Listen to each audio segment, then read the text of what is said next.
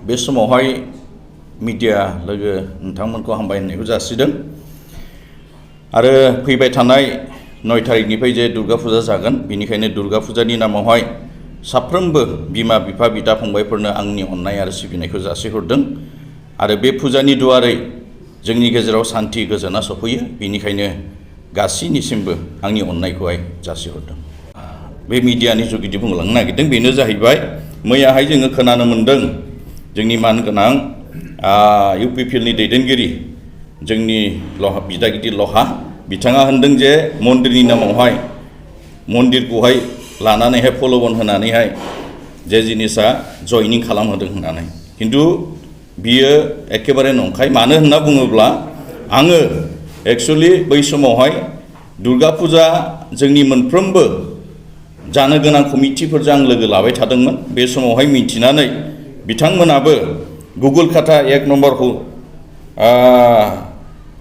1 नम्बरनि हरिनगर मन्दिर बहाय गंसे दङ बहाय बिथांमोना जायगा थिक खालामनानै आंखौहाय लेंहरदों।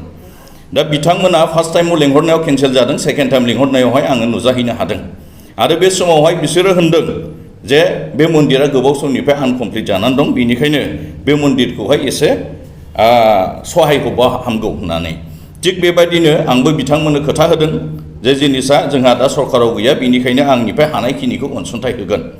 दा बेबायदिनो आङो बिसोरखौहाय हानायखिनि अनसुंथाइ हरदों नाथाय बिसिनि बे मन्दिरखौहाय जेब्ला पावाराव फैयो अब्ला कमप्लिट खालामनानै होगोन होननानै बे खोथाखौ बुंदों। किन्तु जे थगायनानै लाजि सिं सिं जयनिं बिसोरखौहाय खालामदों होननाया बियो लाजिथाव बाथ्रा। लाजिनांगौआ जों नङा, लाजिनांगौआ नोंथांमोनासो। मानो होनना बुङोबा नोंथांमोना जाम्बा नङा, नोंथांमोना सियान, किन्तु नोंथांमोनखौ बिथांमोना बुरबकसो खालामदों।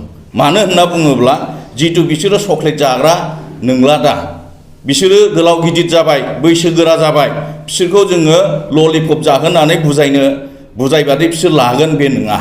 मानोना बिथांमोननि निर्देश बादिसो जोङो थांदों, बिथांमोना गोसो इच्छाजों जयनिं जानायावसो बिसोरखौहाय जयनिं खालामहोनाय जादों आरो बिथांमोना होनखादों मिडियानि गेजेरावहाय जे मालाबाबो उइलाम नार्जारिया बेवहाय पलिटिकेलि बाथ्रा बुङाखै। मानोना मन्दिरनि नामावसो बिथांमोना लेंहरदों, मन्दिरनि नामैसो आं बाथ्राखौ बुंबोदों। दा बेनिखायनो आं बेखौसो बुंहरनो नागिरदों, एसे सिन्था खालामनानै बाथ्राखौ बुंनाया मोजां। मानो होनना बुङोब्ला बे साब्रैया जितु बिपिएफनि जानो हायाब्ला नोंथांमोननिबो बिसोरो साब्रैया जानाय नङा। मानो होनना बुङोब्ला बिथांमोना हयथ' मन्दिरखौ लानानैसो बिसोरो बिजनेस खालामदों जानो हागौ। दा बेनिखायनो आं खावलायो जे बाथ्राखौहाय एसे सिन्था खालाम। आंनिबो नाम्बार दं, सोंहर फंबाय बियो माबायदि जाखो माब्रै जाखो अब्ला नों क्लियार बुंहरगोन। दा जिनिसा लाजिनांगौ बाथ्राया बिसो। दा लाजिनाङा नोंथांमोना। मानो होनना बुङोबा दाखालि 18 तारिखआवहाय जे जोंहा 4,000 जे जयनिं जानानै थांबाय, बे 4,000खौ जितु जोङो साथामखुरि लाब्लाबो बहाय नोंहा 12,000 फैना दंखायो आरो जोंहा सिगांनि 8,500 दंखायो। बेखौ प्लास खालामबा जोंना 20,000 ओरैनो दंखायो। अब्ला जोंहा जयनिं लानांगौनि खुनु मानियानो गैबावा दिनैहाय। जिहेतु जोंहा साइलेन्ट बट गैयाबाबो 2,000सो दंखायो। बिनिखायनो दिनैहाय जोंना नोंना 22,000सोआ जोंहा जानानै दंखायो। बिनिखायनो जोंहा जयनिं लानांगौनि बाथ्रा नङा। जिहेतु जोंनो बट लानानै देरहानायसो आरो दिनैहाय जोंहा देरहानायाव दङ, जोङो बेखौ रोखा बुंनो हायो। नाथाय नोंथांमोना दाखालहाय जे जिनिसा बुंनो हायाखिसै 4,000 जयनिंआव साब्रैखिनिखौ नोंथांमोना बुंबाय, मोजां बाथ्रा।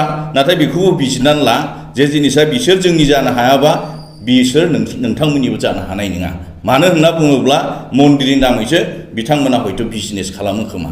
बेखौ नोंथांमोना बुजिना लानाया मोजां।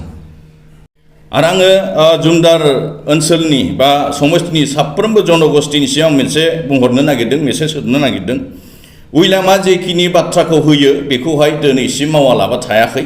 खम बेसि जानो हागौ मावनायनि खेथ्रआव, नाथाय लांसु फांसु सिगांनि बादि आं सासे बिजाथि नङा, आङो गोख्रों सासे बिजाथि हिसाबै ओंखारबोदों। बिनिखायनो जायखि केन्डिडेट जाया मानो अपोजिसननिफ्राय जोंहा बेवहाय सिन्था खालामनांगौ गैया। आरो आं साफ्रोमबो रायजो राजाफोरनि सायाव आङो बेखौनो मेसेज हरनो नागिरो, रावखौबो गिनांगौ गैया, रावनिबो प्रल'भनाव थांनांगौ गैया। नाथाय बेखौसो बिजित जे हरसाखै जिनिसा उइलामा खामानि मावग्रा नंमारगौना नंमारा नोंथांमोना खेबसे होनानै नाय। आंनि खावलायनाया बिसो।